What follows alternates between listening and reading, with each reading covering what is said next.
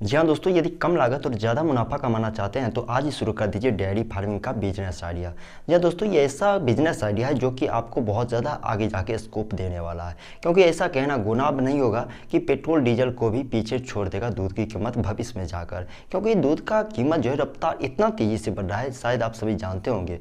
मुझे यहाँ तक याद है कि 14 से 15 रुपये प्रति लीटर के हिसाब से मैं दूध पहले बचपन में खरीदा करता था, और अभी वैसी का कीमत 45, 40, 50, 55 रुपये लीटर चला गया है। तो इसका अंदाज़ा लगा सकते हैं कि दूध का कीमत आखिर कितना बढ़ रहा है, तो उतना ही हिसाब से आपको प्रॉफिट भी देगा ये बिजनेस। यानी डेयरी फार्मिंग का बिजनेस आइडिया सबसे ज़बरदस्त बिजनेस प्लान है दोस्तों। यदि आप किसी बिजनेस प्लान की तलाश में बैठे हुए हैं और इस वीडियोज़ पर पहली बार आपने क्लिक किया है तो इस वीडियोज़ को कंप्लीट जरूर देखिएगा, क्योंकि इस वीडियोज़ में आपको डेयरी फार्मिंग बिजनेस प्लान को अच्छे से बारीकी से मैं समझाने की कोशिश करूंगा, किस तरह से इस बिजनेस को आप स्टार्ट करके अच्छे खासे रकम कमा सकते हैं। यदि आप बेरोजगार हैं, पढ़े लिखे स्टूडेंट होने के बावजूद भी कुछ नहीं कर पा रहे हो, तो सबसे ज़बरदस्त बिजनेस आइडिया पर आपने क्लिक किया दोस्तों। इस वीडियो में विशेष तौर से हम जानकारी देंगे, जैसे कि पहले पॉइंट पर हम जानेंगे कि डेयरी फार्मिंग बिजनेस को हम कैसे स्टार्ट कर सकते हैं। साथ ही दूसरे पॉइंट पर हम बात करेंगे कि इस बिजनेस को यानी कि डेयरी फार्मिंग बिजनेस को स्टार्ट करने के लिए हम गवर्नमेंट से सब्सिडी आखिर कैसे प्राप्त कर सकते हैं। साथ ही तीसरे पॉइंट पर बात करेंगे इस बिजनेस में चलाने के लिए पशु को हमें रखना पड़ता है, तो उसे कहीं ना कहीं बीमारी का संक्रमण जरूर आता है। इसलिए कुल मिलाकर तीसरे पॉइंट पर हम बात करेंगे कि बीमारी प्रबंधन हम कैसे कर सकते हैं इस बिजनेस को स्टार्टअप करते हैं तो। और चौथे पॉइंट पर हम बात करेंगे जो कि प्रोडक्ट का वैल्यू होता है। जी हाँ दोस्तों, चौथा पॉइंट जाएगा कि प्राप्त दूध को हम कैसे सेल कर सकते हैं, कहाँ पर बेच सकते हैं और कितना फायदा हम प्राप्त कर सकते हैं। तो चौथे पॉइंट पर हम बात करेंगे कि प्राप्त दूध को हम सेलिंग कैसे कर सकते हैं, उसका कितना मतलब 5 गुना के बदला 50 गुना प्रॉफिट उस दूध से हम प्रोडक्ट तैयार करके कैसे हम सेल कर सकते हैं, विशेष तौर से जानेंगे पॉइंट पर अच्छी स्टेप में। और सबसे लास्ट और सबसे बेस्ट पॉइंट पर बात करेंगे इसी वीडियोज में कि हम इस बिजनेस को स्टार्ट करते हैं या फिर किसी भी बिजनेस को स्टार्ट करते हैं तो हमें आखिर वो बिजनेस प्रॉफिट कितना देगा। कहीं ना कहीं इस चीज़ का टेंशन हर एक बिजनेस को स्टार्ट करने से पहले रहता है, इसलिए इस पॉइंट पर भी बात करेंगे कि यदि डेयरी फार्मिंग बिजनेस को आप स्टार्ट करते हैं तो आखिर ये बिजनेस आपको कितना प्रॉफिट देता है। इसलिए 5वें नंबर पॉइंट पर हम बात करेंगे कि इस बिजनेस को स्टार्ट करके हम कितना प्रॉफिट ले सकते हैं। हेलो नमस्कार दोस्तों, आपका स्वागत करता हूं अपना YouTube channel source of income पर। यदि फर्स्ट बार हमारे यूट्यूब चैनल पर आपने विजिट किया तो शायद आप सभी जानते होंगे कि हम अपने यूट्यूब चैनल पर बिजनेस आइडिया से रिलेटेड बहुत तरह की वीडियोस अपलोड पास्ट में भी किए हैं और रेगुलर करते रहते हैं, इसलिए हमारे चैनल को सब्सक्राइब करके आप जरूर रखिए। यदि ग्रामीण कस्बे से या फिर शहर से भी आप बिलोंग करते हो तो अच्छे खासी बिजनेस आइडिया हम अपने यूट्यूब चैनल पर लाते रहते हैं, इसलिए सब्सक्राइब करके जरूर रखिएगा। चलिए साथियों, सबसे पहले वीडियो को स्टार्ट करते हैं। तो साथियों, सबसे पहला पॉइंट उठता है मुख्य पॉइंट कि आखिर हम डेयरी फार्मिंग बिजनेस को कैसे स्टार्ट कर सकते हैं। तो डेयरी फार्मिंग बिजनेस को जब हम स्टार्ट करते हैं तो सबसे पहला पॉइंट उठता है कि शेड कैसा होना चाहिए, यानी शेड को सबसे पहले आपको तैयार करना पड़ेगा पशु को रखने के लिए। चलिए दोस्तों, विशेष तौर से जानते हैं किस तरह से शेड आप बना सकते हैं। ध्यान है साथियों, शेड बनाने से पहले आपको ऐसी जगह का चुनाव करना होगा जहां बरसात का पानी ना पहुंच सके, साथ ही भीषण गर्मी और कड़ाके की ठंड से मवेशी सुरक्षित रह सके। शेड की लंबाई मवेशी की संख्या पर डिपेंड करता है कि आप कितने मवेशी से इस बिजनेस को स्टार्ट करते हैं, लेकिन शेड की ऊंचाई 20 से 25 फुट ऊंची होनी चाहिए। ध्यान रहे साथियों, एक मवेशी को रहने के लिए 10 से 15 स्क्वायर फुट जगह की आवश्यकता होती है। यदि आप शेड मॉडर्न तरीके से बनाते हैं तो चारे और पानी का ऑटोमेटिक या फिर मैनुअली सिस्टम भी लगा सकते हैं, जो आपके वर्कर कॉस्ट को भी कम कर सकता है। साथ ही गोबर और मूत्र को भी ऑटोमेटिक या फिर मैनुअली क्लीनिंग सिस्टम लगा सकते हैं। ध्यान रहे साथियों, आपने यदि मॉडर्न तरीके से शेड बनाने की सोची है तो आपको यह ध्यान रखना होगा कि शेड में 18 से 20 घंटे बिजली पर्याप्त होने चाहिए।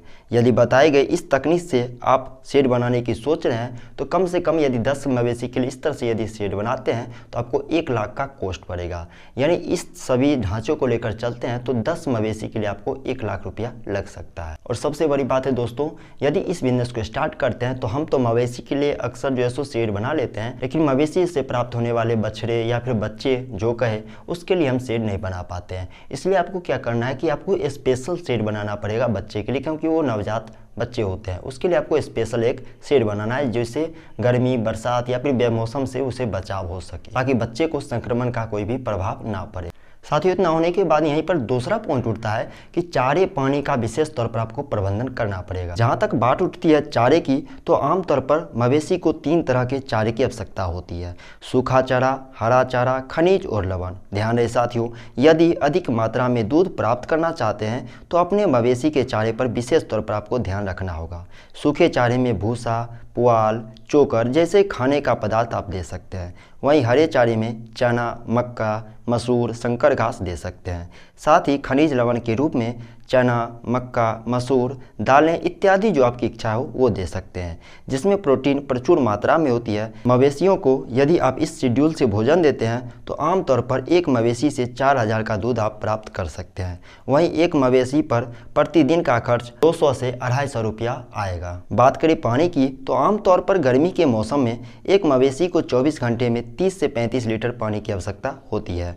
वहीं पर ठंड के मौसम में 15 से 20 लीटर पानी की आवश्यकता होती है। इस चीज़ पे आपको ध्यान रखना है दोस्तों। साथ ही आपको गर्मी के दिनों में ये चीज़ आपको खासतौर से ध्यान रखना है साथियों कि सप्ते में कम से कम 4 टाइम आपको मवेशी को स्नान जरूर करवाना है। हो सके तो सप्ते के 7 दिन यदि आप पानी से नहलाते हैं ठंडे शीतल पानी से तो बहुत अच्छा रहता है, नहीं तो कम से कम सप्ताह में 4 बार आपको जरूर मवेशी को धोना है, साफ करना है, उसे नहलाना है। नहीं तो इसका बहुत बड़ा दुष्प्रभाव पड़ता है मवेशी के होने वाले दूध पर, साथ ही उसके बछड़े पर भी। साथ ही यदि संभव हो तो मवेशी को कम से कम 4 से 5 घंटे के लिए चारेगाह में भी आपको जरूर भेजना चाहिए। इससे क्या होता है, मवेशी जब घूम घूम के टहल के चारे एकत्रित करके खाते हैं तो उनका तंत्रिका तंत्र बहुत ज़्यादा मजबूत होता है और होने वाले भविष्य में उनके बच्चे भी तंदुरुस्त और स्वस्थ होते हैं। क्योंकि जानवर का लक्षण जो होता है किसी भी घास को नोच नोच के खींच के खाने से उनका तंत्रिका तंत्र एकदम से बहुत ज़्यादा ठोस हो जाता है और आने वाले बछड़े, उनके बच्चे जो होते हैं बहुत ज़्यादा स्वस्थ होते हैं, डेवलप होते हैं साथियों। तो चारेगाह की यदि व्यवस्था उपलब्ध हो तो ठीक है, तो आप शेड में भी 4 टाइम 2 टाइम इस तरह से खाने का शेड्यूल रख सकते हैं। साथ ही तीसरे नंबर पॉइंट पर हम बात करेंगे जो कि आमतौर पर सभी के मन में ये सवाल उत्पन्न होते रहते हैं कि कितने मवेशी से डेयरी फार्मिंग बिजनेस को हम स्टार्ट कर सकते हैं। तो दोस्तों मैं आपको बता दूं, इस बिजनेस को स्टार्ट करने से पहले आपको ये निर्णय लेना होगा कि आप अपने फार्मिंग बिजनेस आइडिया में जो डेयरी फार्मिंग बिजनेस प्लान बनाए हुए हैं उसमें किन तरह की मवेशी को रखना चाहते हैं, यानी कि गाय पालन करना चाहते हैं या फिर भैंस पालन करना चाहते हैं, ये चीज़ आप पर डिपेंड करता है। या फिर दोनों को मिक्स करके पालन करना चाहते हैं तो इनके लिए शेड का व्यवस्था अलग से करना पड़ेगा, चारे का व्यवस्था अलग से करना पड़ेगा, क्योंकि दोनों के जीवन यापन में कहीं ना कहीं जमीन आसमान का फर्क होता है, शायद आप सभी जानते होंगे दोस्तों। तो ये चीज़ आपको खुद से जो सो निर्णय लेना है। वहीं यदि संख्या की बात उठती है कि कितनी संख्या से हम इस बिजनेस को स्टार्ट कर सकते हैं तो आमतौर पर देखा जाता है आप 3 तरह से 3 स्तर पर इस बिजनेस को स्टार्ट कर सकते हैं, जिसमें पहला पॉइंट जाता है छोटे स्तर पर। कहने का मतलब छोटे स्तर पर कम से कम 20 मवेशी से इस बिजनेस को आप स्टार्ट कर सकते हैं। वहीं पर यदि मध्य स्तर की बात करें तो यदि मध्य स्तर पर इस बिजनेस को स्टार्टअप करते हैं तो कम से कम 35 से 40 मवेशी से इस बिजनेस को स्टार्ट कर सकते हैं। वहीं पर यदि सबसे बड़े स्तर पर यदि इस बिजनेस को स्टार्ट करना चाहते हैं तो कम से कम 100 मवेशी से इस बिजनेस को आप स्टार्ट कर सकते हैं। इतना होने के बाद दोस्तों हम आगे चौथे नंबर पॉइंट पर और पॉइंट जाएगा कि इस बिजनेस को जब हम स्टार्ट करते हैं तो वैरायटी का चयन कैसे कर सकते हैं। यानी कि इस बिजनेस को स्टार्ट करते हैं तो मवेशी भी डिपेंड करता है दोस्तों आप किस तरह के मवेशी रख रहे हैं अपने बिजनेस में। अच्छा खासा नस्ल के आप मवेशी का पालन आप करते हैं तो अच्छे खासे इनकम प्राप्त कर सकते हैं, अच्छे खासे दूध, बच्चे सब कुछ प्राप्त कर सकते हैं साथियों। वहीं पर गलत तरीके से गलत मवेशी का आपने चुनाव कर लिया, गलत नस्ल का, तो आपका बिजनेस नहीं चलेगा। आप यदि चाहते हैं कि हम भैंस पालन करें अपने डेयरी फार्मिंग में तो उसके लिए कुछ वैरायटी है, जैसे कि इन वैरायटी का आप चयन कर सकते हैं। यानी कि इन 6 वैरायटी में से कोई भी नस्ल का आप चुनाव कर सकते हैं, हो सके तो 6 में से 6 भी रख सकते हैं, ये आप पर डिपेंड करता है। ये भैंस की प्रजाति है जो अच्छे खासी नस्ल है और अच्छे खासे दुधारू नस्ल की वैरायटी भी है। और साथ ही बात करें गाय की नस्लों की तो आप इन 3 नस्लों का चुनाव कर सकते हैं जो कि अच्छे खासे दुधारू होते हैं और अच्छे खासे बच्चे उत्पन्न करते हैं और अच्छे खासे आपको प्रॉफिट भी दे सकते हैं।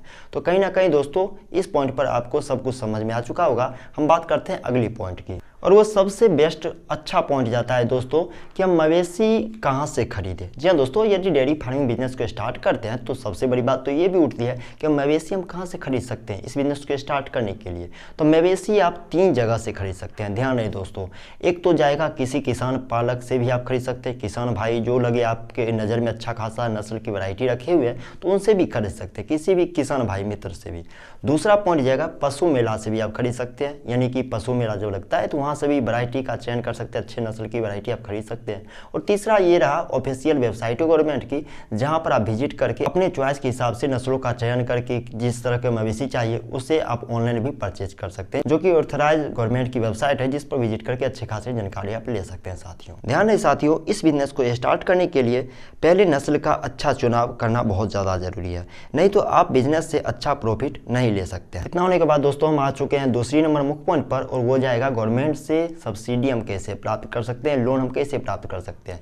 जी हाँ दोस्तों, ये ऐसा बिजनेस है जिसमें कि केंद्र सरकार के साथ साथ राज्य सरकार भी आपको सब्सिडी लोन मुहैया करवाती है। ध्यान रहे साथियों, यदि आपके पास एक भी रुपये नहीं, आप स्टूडेंट है, बेरोजगार है, आपके पास एक भी पैसे नहीं, तो गवर्नमेंट से आप लोन लेकर सब्सिडी लेकर भी इस बिजनेस को स्टार्ट कर सकते हैं। आपको कुल मिलाकर मैं 10 तरीके बताऊंगा जहां से आप लोन सब्सिडी प्राप्त कर सकते हैं। 5 लाख, 10 लाख, 12 लाख, 20 लाख, 50 लाख, इतना तक का भी सब्सिडी आपको मिलेगा दोस्तों, लोन भी मिलेगा दोस्तों। लेकिन आपको मैं बार बार कहता हूँ, इस वीडियोस को आप स्किप मत कीजिए। मैं स्टेप बाय स्टेप आपको विशेष तौर से जो जानकारी चाहिए, जिस चीज़ को आप सर्च कर रहे हैं यूट्यूब पर, सब जानकारी आपको इसी वीडियो में मिलेगा। स्टेप बाय स्टेप सब कुछ मैं बताऊंगा, इसलिए वीडियोस पर बने रहिए साथियों। दोस्तों चलिए सबसे पहली पॉइंट की बात करते हैं जहां से आप लोन यानी सब्सिडी प्राप्त कर सकते हैं। दोस्तों यहाँ पर पहला पॉइंट जाता है नाबार्ड डेयरी योजना। इसके अनुसार भी आप लोन ले सकते हैं गवर्नमेंट से। ध्यान है साथियों, ग्रामीण कस्बे में यदि आप किसी भी तरह का व्यवसाय स्टार्ट करना चाहते हैं तो सरकार नाबार्ड बैंक के तहत आर्थिक मदद करती है। हालांकि इस योजना के अंतर्गत लोन आपके मवेशी की संख्या पर निर्भर करती है। शुरुआत में यदि आप 10 मवेशी से इस बिजनेस को स्टार्ट करते हैं तो 7,50,000 का लोन आपको सरकार देगी, जिसमें यदि आप OBC कैटेगरी में आते हैं तो 25% की सब्सिडी आपको मिलेगी। वहीं पर यदि आप महिला या फिर SC ST कैटेगरी में आते हैं तो आपको 33.33% की सब्सिडी दी जाती है। यहीं पर दूसरी पॉइंट उठती है साथियों, आप SBI डेयरी फार्मिंग योजना के अंतर्गत लोन या फिर सब्सिडी प्राप्त कर सकते हैं। यदि आपके डेयरी में 1000 लीटर प्रतिदिन दूध उत्पादन क्षमता है तो आप SBI बैंक से भी लोन प्राप्त कर सकते हैं, जिसमें आपके पर्सनल डॉक्यूमेंट SBI ब्रांच में जमा करने होंगे, जैसे कि ID प्रूफ, एड्रेस प्रूफ और कुछ विशेष डॉक्यूमेंट जमा किए जा सकते हैं जो आपको बैंक डिमांड करे। यहाँ पर तीसरा तरीका है दोस्तों, प्रधानमंत्री मुद्रा लोन के अंतर्गत भी इस बिजनेस के लिए आप लोन या फिर सब्सिडी प्राप्त कर सकते हैं। ध्यान रहे साथियों, प्रधानमंत्री मुद्रा लोन के अंतर्गत आपको 3 तरह के लोन आपको दिए जाते हैं। यानी आप शिशु अवस्था में लोन लेते हैं तो जिसमें आपको 50,000 तक का लोन आपको गवर्नमेंट देगी। साथ ही किशोर अवस्था में लोन यदि लेते हैं तो आपको 50,000 से 5 लाख तक का लोन मिल सकता है। वहीं पर तरुण अवस्था में, जिसमें आपको 5 लाख से 10 लाख का लोन बिना किसी गारंटी के प्रधानमंत्री मुद्रा लोन के अंतर्गत लोन दिया जाता है। बात यहाँ तक ही दोस्तों खत्म नहीं होती है। बैंक द्वारा ली गई लोन का भुगतान यदि समय पर आप दे देते हैं तो सरकार के द्वारा आपका ब्याज भी माफ कर दिया जाता है। चलिए दोस्तों बात करेंगे चौथे नंबर पॉइंट पर, और वो जाएगा पंजाब नेशनल डेयरी योजना के अंतर्गत भी आप लोन ले सकते हैं। ध्यान रहे साथियों, डेयरी फार्म व्यवसाय को शुरू करने के लिए पंजाब नेशनल बैंक भी व्यवसायी को लोन देता है, जिसमें पहला लोन पशुपालन करके पैसे कमाने के लिए भी लोन दिया जाता है। वहीं पर दूसरा लोन दिया जाता है बछड़े को खरीद कर उसे बड़ा कर दूध देने से पहले बाजार में बेचने के लिए लोन दिया जाता है। वहीं पर तीसरा लोन दिया जाता है ब्रीडिंग सेंटर या फिर मिल्क प्रोड्यूसर सेंटर या फिर डेयरी फार्म व्यवसाय को स्टार्ट करने के लिए लोन दिया जाता है। ध्यान रहे साथियों, पंजाब नेशनल बैंक लोन देने से पहले प्रोजेक्ट रिपोर्ट की डिमांड करती है, जिसे कि आपको बैंक में जमा करने होंगे। चलिए दोस्तों बात करते हैं 5वें पॉइंट पर, और वो जाएगा फेडरल बैंक से भी आप लोन प्राप्त कर सकते हैं डेयरी फार्मिंग बिजनेस को स्टार्ट करने के लिए। फेडरल बैंक से पशु खरीदने के लिए, उपकरण खरीदने के लिए या फिर बर्तन, वाहन, चारा, दूध वैन, रेफ्रिजरेटर इत्यादि जितने भी चीज होते हैं उन चीज़ों को खरीदने के लिए भी आप लोन प्राप्त कर सकते हैं। या फिर आपके पास पहले से भी फार्म है, डेयरी फार्म है, तो उसे नवीनीकरण करने के लिए भी आप प्राप्त कर सकते हैं। फेडरल बैंक से सब्सिडी ले सकते हैं, लोन ले सकते हैं, पैसे ले सकते हैं साथियों। इतना होने के बाद दोस्तों हम आ चुके हैं 6ठे नंबर पॉइंट पर, और वो जाएगा बैंक ऑफ इंडिया से डेयरी फार्मिंग के लिए आप लोन या फिर सब्सिडी प्राप्त कर सकते हैं। बैंक ऑफ इंडिया से यदि आप 1 से 5 लाख तक का लोन लेते हैं तो आपको बिना किसी गारंटी का लोन मिल जाएगा। वहीं बैंक से लोन ली गई राशि पर 12 से 13% तक का ब्याज भी देना पड़ सकता है।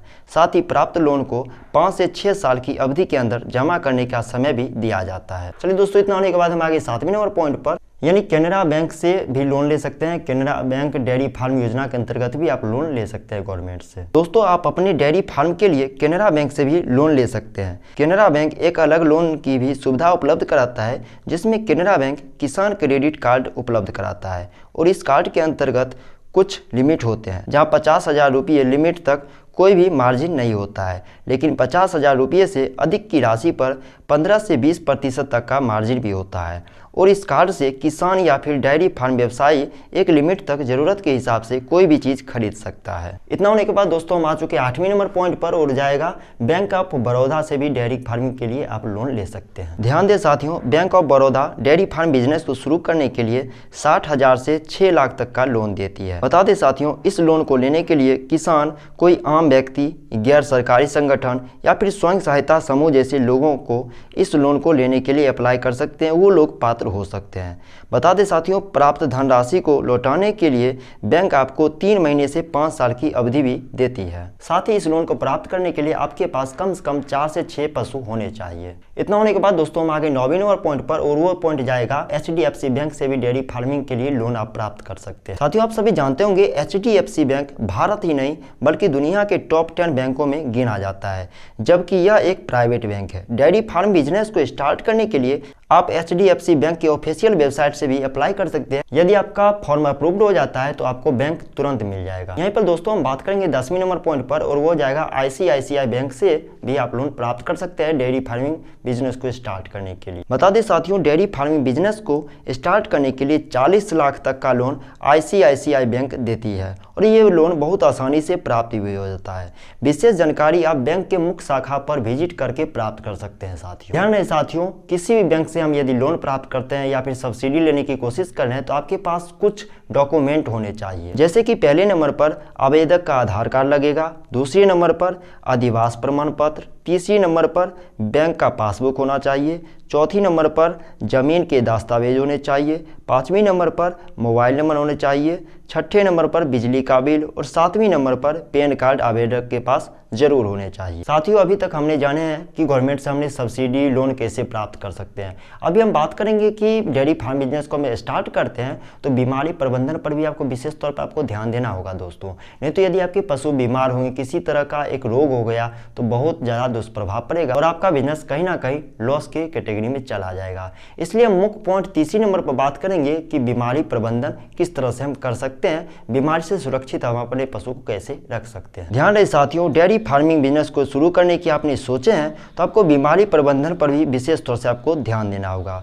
इसके लिए आपको पहले से एक डॉक्टर को अपॉइंटमेंट करके रखना होगा जो किसी भी समय पर सुविधा के अनुसार मिल सके, क्योंकि बीमार पशुओं में शारीरिक असंतुलन आ जाने के कारण पशु का उत्पादन क्षमता पर विपरीत प्रभाव पड़ता है। समय समय पर पशुओं की जांच कर किसी भी बीमारी के होने पर अथवा फैलने की संभावना को दूर करते रहना चाहिए। सभी दूध देने वाले पशुओं को साफ सुथरे व कीड़े मकोड़े कीटाणु रहित आवास स्थान में रखना चाहिए। उचित वैक्सीनेशन, डिवॉर्मिंग, ठीक समय पर रोग की रोकथाम और पशुओं की रोग प्रतिरोधक क्षमता को बनाए रखते हैं। आमतौर पर पशुओं में मेस्टाइटस, गलघोंटू, रिफेंडर पेस्ट, खुरमुही, वेस्टर जनित रोग इत्यादि देखे जाते हैं।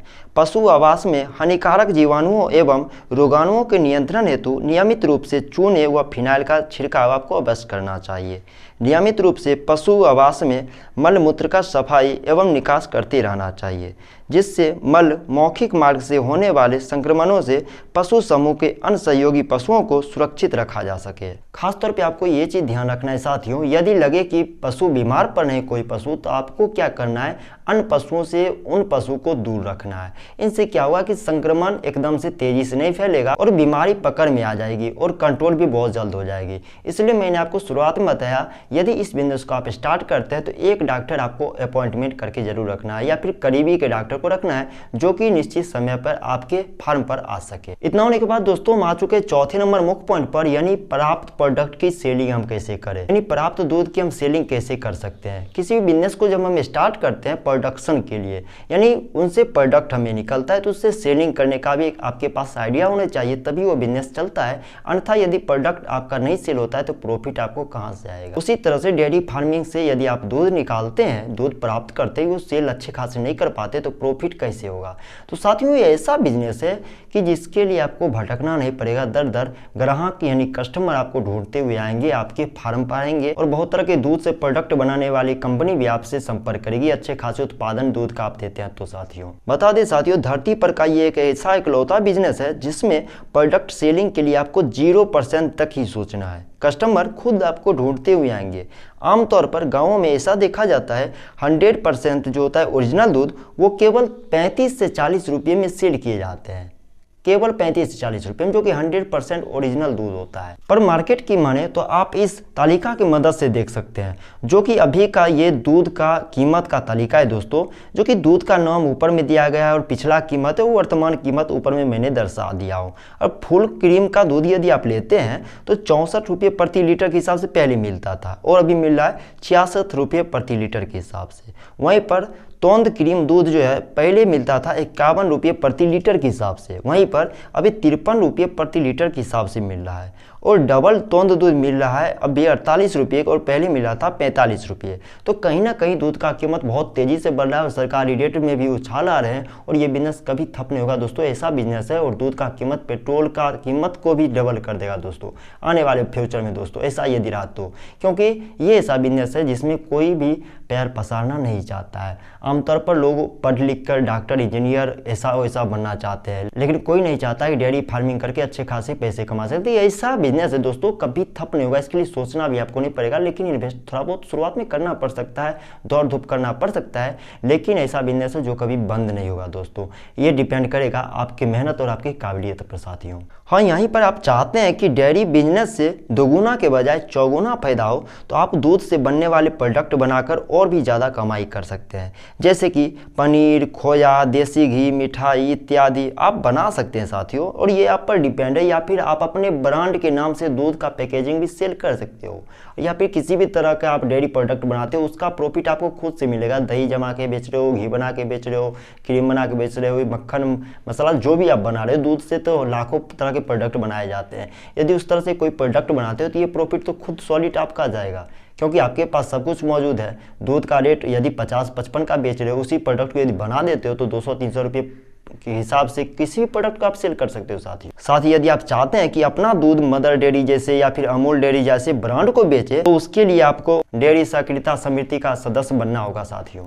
अभी दोस्तों हम आ चुके हैं सबसे लास्ट और सबसे बेस्ट मोस्ट इंपॉर्टेंट पॉइंट पर, वो जाएगा प्रॉफिट मार्जिन। जी हाँ दोस्तों, अभी जिस चीज़ का आपको इंतजार था वो वक्त आ चुका है और हम बात करेंगे डेयरी फार्मिंग बिजनेस से आप कितना प्रॉफिट ले सकते हैं, कितना प्रॉफिट मार्जिन ये बिजनेस आपको देगा, क्या धोखा देगा, क्या लॉस होगा, कितना प्रॉफिट होगा, उस पर हम विशेष तौर से बात करेंगे दोस्तों। अभी तक आ चुके हैं तो इस पॉइंट को भी आपको सुन के ही जाना है साथियों। बता दें साथियों, यदि 10 मवेशी से इस बिजनेस को आप स्टार्ट करते हैं तो 1,50,000 प्रति महीने आप प्रॉफिट ले सकते हैं, केवल 10 पशु से यदि इस बिजनेस को स्टार्ट करते हैं तो। और ये डिपेंड करता है आपके मवेशी की नस्ल पर। वहीं पर यदि आप 50 मवेशी से इस बिजनेस को स्टार्ट करते हैं तो महीने के 7,50,000 की कमाई आसानी से कर सकते हैं। यानी कुल मिलाकर देखा जाए तो ये बिजनेस मवेशी के नस्ल और संख्या पर खासतौर पर डिपेंड करती है, इसलिए आपको संख्या और नस्लों पर खास तौर पर आपको ध्यान देना है साथियों। अच्छे दुधारू नस्ल के मवेशी अच्छी संख्या में पालन यदि शुरू कर देते हैं तो आप बिजनेस से कम 65 से 75% तक का प्रॉफिट मार्जिन आप प्राप्त कर सकते हैं साथियों। और साथ ही डेयरी फार्मिंग बिजनेस में 2 चीज और दूध के अलावा बेच सकते हैं साथियों, और आप सभी जानते होंगे वो चीज क्या है।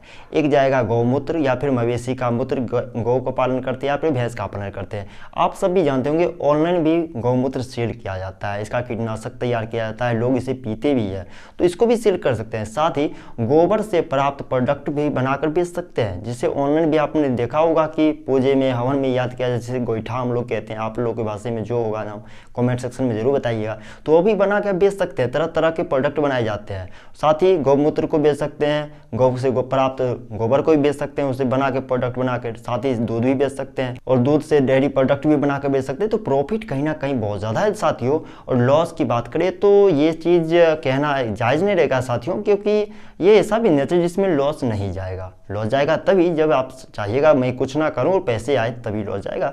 कुछ ना कुछ तो करना पड़ेगा गुरु, आपको कुछ करना है, उसके बाद ही तो प्रॉफिट आएगा। प्रॉफिट करने के लिए जितना चाहते अच्छे खासे प्रॉफिट आए, उतना अच्छा खासा तो आपको मेहनत भी करना पड़ सकता है। और साथ ही यदि केवल 10 या फिर 20 या फिर 25-50 मवेशी से इस बिजनेस को आप स्टार्ट करते हैं तो साल 2 साल जाने के बाद वो बछड़े भी देंगे ना, बच्चे देंगे, उससे उनकी संख्या बढ़ेगी और ये चीज़ प्रॉफिट आपका ही जाएगा दोस्तों। जितना बच्चे की संख्या बढ़ेंगे तो ये भी प्रॉफिट आपको कहीं ना कहीं देगा ये बिजनेस साथियों। और आप सभी जानते हैं दोस्तों कि फेस्टिवल सीजन में खासतौर पर दूध का कीमत कितना चला जाता है और डेयरी प्रोडक्ट का कीमत भी कितना ज़्यादा बढ़ जाता है। तो फेस्टिवल सीजन में भी इसका डिमांड बहुत ज़्यादा रहता है और साल के 365 दिन हर लोगों को दूध जो पीते हैं, खाते, उन्हें ज़रूरत होती ही रहेगी। और वहीं पर यदि आप पूर्ति करते हैं तो अच्छे खासे पैसे घर बैठे कमा सकते हैं दोस्तों। आप अपने फार्म पर बैठे रहिएगा, मजदूरों को लगा दिया, अच्छे खासे इनकम कर सकते हैं। बिजनेस प्लान कहीं ना कहीं बहुत अच्छा है और 100% वर्क भी करेगा, लेकिन ये चीज़ डिपेंड करेगा आपकी काबिलियत और आपकी मेहनत पर साथियों। बाकी मैंने सब कुछ आपको विशेष तरीका बताया हूँ, किस तरह से लोन प्राप्त कर सकते हैं, कैसे शेयर बनाना है, कितना प्रॉफिट होगा, कितना लॉस जाएगा, हर एक चीज़ की मैंने जानकारी दोस्तों स्टेप बाय स्टेप बताया हूँ। मैं उम्मीद करता हूँ दोस्तों आपको ये वीडियो अच्छा खासा लगा होगा और आपने अभी तक इस वीडियो को वॉच भी किया होगा। यदि आपको लगा कि वीडियो में बताई गई जानकारी आपको अच्छा लगा है और अभी तक मैंने जो जानकारी बताई वो आपको सबसे बेस्ट लगा है, अभी तक यूट्यूब पर जिसने भी वीडियो देखे उससे अच्छा लगा है, तो कमेंट सेक्शन में जरूर बताइएगा। या फिर कोई गलत तरीका मैंने गलत चीज़ बताया तो उसका भी रीजन आप बताइएगा कमेंट सेक्शन जरूर। अभी तक आपने वीडियो को देखा है, लाइक नहीं किया है तो मुझे अच्छा नहीं लगा दोस्तों, इसलिए वीडियो को लाइक जरूर कीजिएगा। साथ ही साथ रोजगार की तलाश करें बेरोजगार लोगों तक इस वीडियो को शेयर जरूर कीजिएगा दोस्तों, इससे आपका भला होगा, उनका भला होगा, साथ ही साथ हमारे देश का भला होगा। इस टॉपिक पर बिजनेस आइडिया आप देखना चाहते हैं वीडियो, तो कमेंट सेक्शन में नीचे आप जरूर कमेंट करके बताइए किस तरह पर आपको, किस टॉपिक पर आपको बिजनेस प्लान चाहिए दोस्तों। मैं कंप्लीट जानकारी के साथ वीडियो जरूर लाऊंगा। अभी तक चैनल पर बने हुए हैं तो चैनल को सब्सक्राइब जरूर कीजिएगा दोस्तों। मिलते हैं दोस्तों अगली वीडियो में अच्छी जानकारी के साथ, तब तक के लिए देखते रहिए हमारी YouTube channel source of income को। धन्यवाद साथियों।